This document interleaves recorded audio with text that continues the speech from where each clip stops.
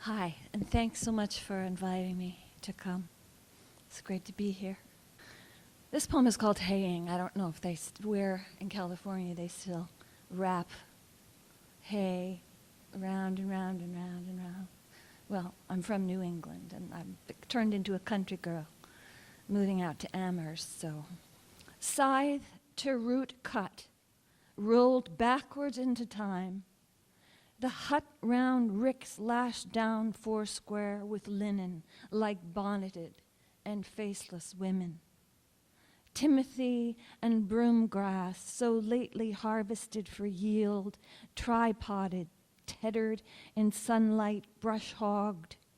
And here, on frozen ground, great bales of hay hacked free, alfalfa oats in clover woven, pitchforked from truck beds for the horses. We watched them years, their grazing.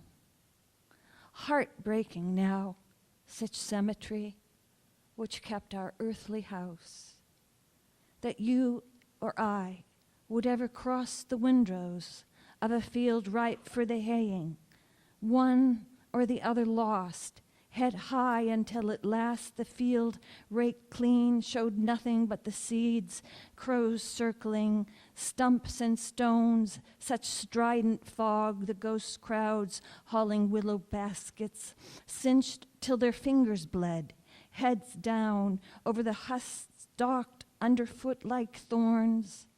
I'd try on death to find you, gown made of grasses.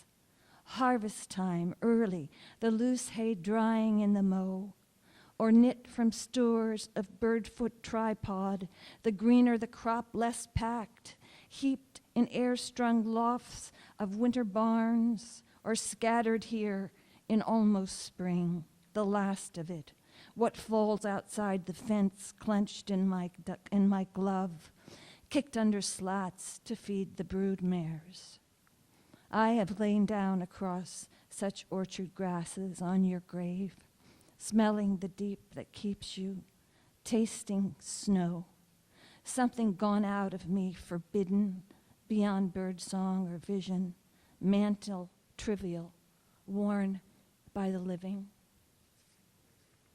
There grazed wild violets, stroked fire-green moss, that glows all winter clinging to the stone, slept there on top of you, as once we'd say, a mortal lie, I'll walk, I'll go with you.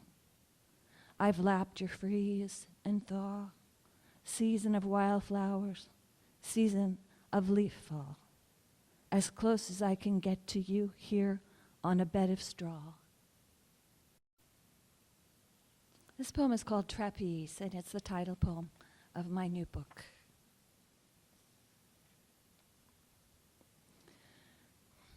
See how the first dark takes the city in its arms and carries it into what yesterday we called the future.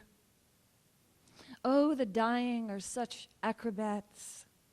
Here you must take a boat from one day to the next, or clutch the girders of the bridge hand over hand.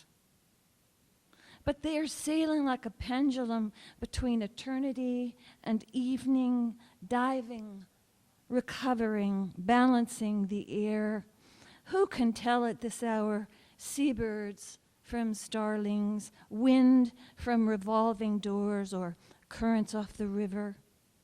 Some are as children on swings, pumping higher and higher.